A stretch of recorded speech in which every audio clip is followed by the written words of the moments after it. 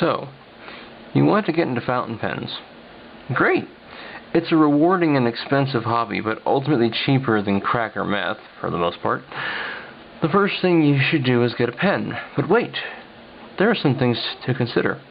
If you've never written with a fountain pen before and don't know if you'll like it, the worst thing you can do is spend $20 to $100 on a pen and be ultimately disappointed.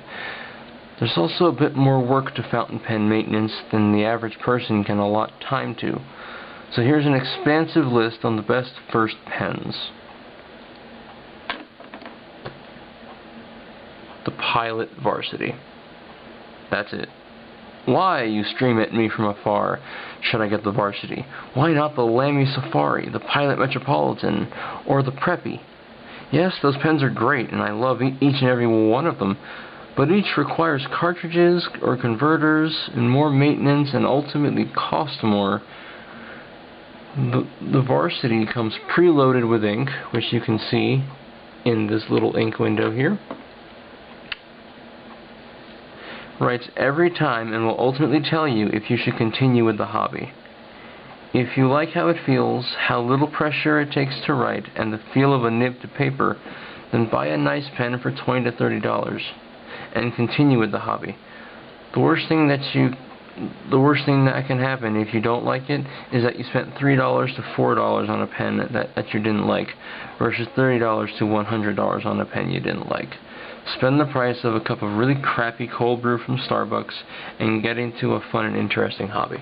Thank you and have a great day. And now let's see how these pens write.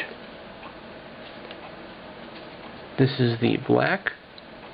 I haven't touched this in quite a while.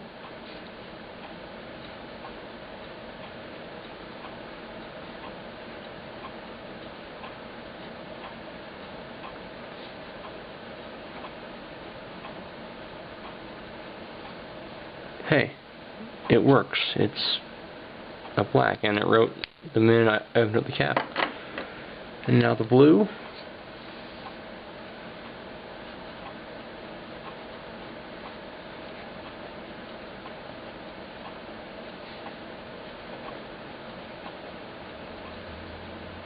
Again, writes every time, and writes perfectly every time.